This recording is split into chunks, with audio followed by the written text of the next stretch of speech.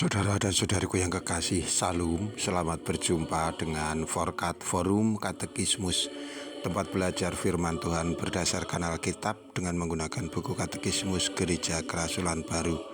Damai sejahtera Tuhan Yesus Kristus menyertai kita.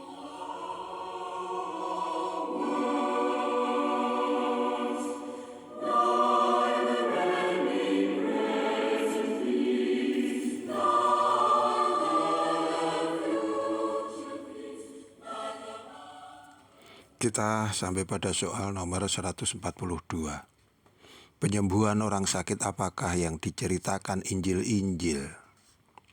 Injil-Injil menceritakan bahwa Yesus menyembuhkan orang buta, orang timpang, orang bisu, dan orang yang sakit kusta. Penyembuhan-penyembuhan ini menunjuk pada sifat ilahi Yesus Kristus yang bertindak sebagai Allah ketika ia bicara kepada umat Israel. Seperti yang tertulis di dalam kitab Keluaran pasal 15 ayat 26 yang demikian. Aku Tuhanlah yang menyembuhkan engkau. Mujizat-mujizat penyembuhan ini senantiasa terkait erat dengan iman dari pribadi-pribadi yang bersangkutan. Seperti yang Tuhan lakukan atas orang buta yang ada di Yeriko, yang tertulis di dalam Lukas 18 ayat 41 sampai dengan 43. Antara lain disebutkan yang demikian. Apa yang kau kehendaki supaya aku perbuat bagimu?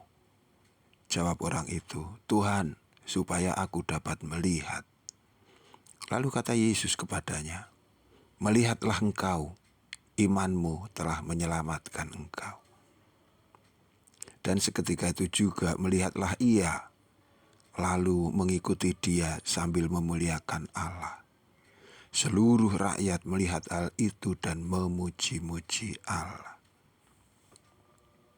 Saudaraku, Yesus menyembuhkan orang sakit, orang buta, orang lumpuh, orang tuli, dan juga penderita kusta. Penyembuhan orang sakit ini menunjuk kepada kodrat ilahi Yesus Kristus sebagai Tuhan yang bertindak tepat seperti Allah yang telah menggambarkan dirinya kepada umat Israel pada waktu itu di dalam Keluaran 15 ayat 26. Sebab aku Tuhanlah yang menyembuhkan engkau. Juga pada peristiwa lain, Yesus melakukan mukjizat penyembuhan seorang yang lumpuh di Kapernaum, termuat di dalam Injil Markus pasal 2 ayat 1 sampai dengan 12. Antara lain di sana, awalnya Tuhan Yesus berkata, hai anakku, dosamu sudah diampuni. Ayat yang kelima. Mendengar pernyataan bahwa Yesus mengampuni dosa, para ahli Taurat menganggapnya sebagai penghujatan terhadap Allah. Akan tetapi, Yesus sesungguhnya sedang memberi penegasan bahwa ia memiliki kuasa bukan hanya atas hal-hal yang bersifat materi, tetapi juga yang rohani, yang dikenal manusia hanya ada pada Allah, yaitu untuk mengampuni dosa-dosa. Ia berkuasa untuk menyembuhkan penyakit jasmani, tetapi juga penderitaan roh. Mukjizat penyembuhan ini berkaitan erat dengan iman orang-orang yang hendak ia sembuhkan, di mana ini menjadi dasar bahwa Tuhan berkenan berbelas kasihan kepadanya.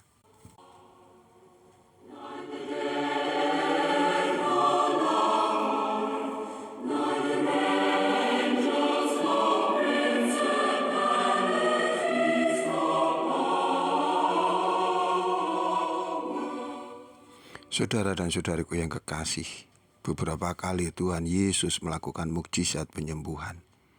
Di depan telah ditegaskan bahwa ini senantiasa berkaitan baik untuk penyakit yang sifatnya jasmaniah maupun yang sifatnya batiniah atau rohani. Jika seseorang sakit kemudian ia sembuh, pasti orang itu akan merasa beruntung dan kemudian bersyukur.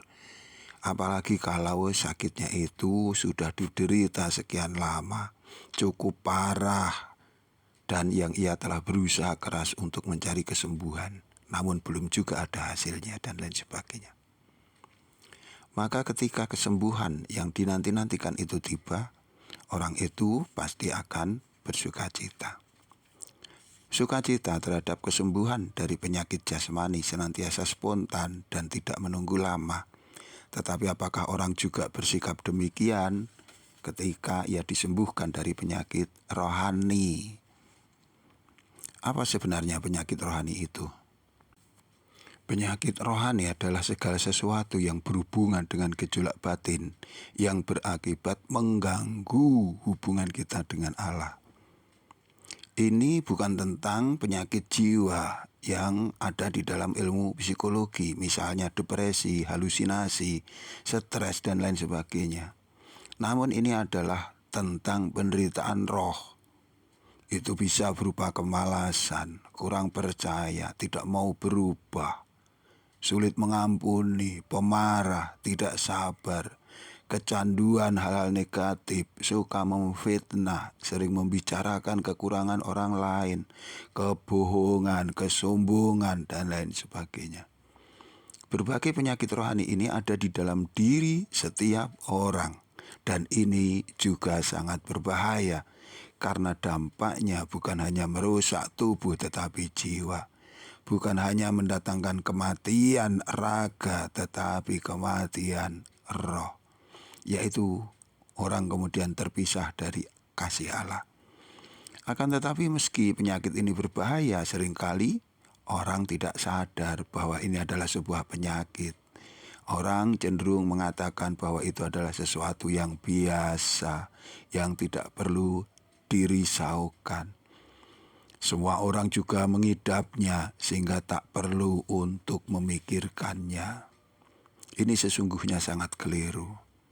Karena yang namanya penyakit tetaplah penyakit. Penyakit jika dibiarkan akan berkembang, melemahkan kita dan akhirnya mematikan. Penyakit sekecil apapun tidak boleh dibiarkan dan harus ditangani atau disembuhkan. Begitu juga dengan penyakit-penyakit rohani.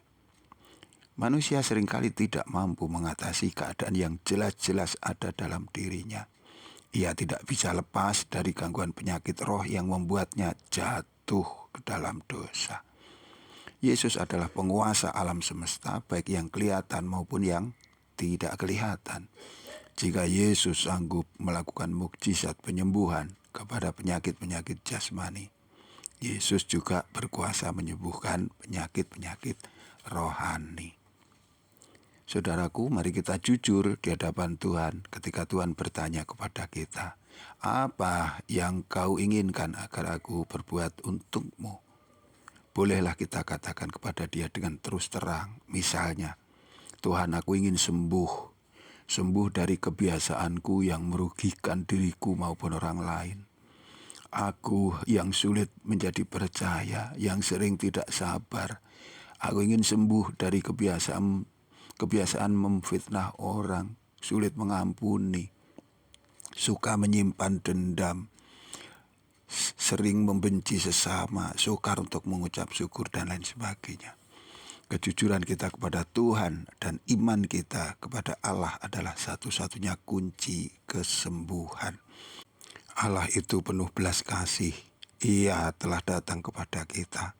Ia Maha Kuasa sekaligus Maha Kasih. Maka rugi kita kalau kita tidak menyambutnya dengan benar. Tuhan memberkati kita. Sampai jumpa. Amin.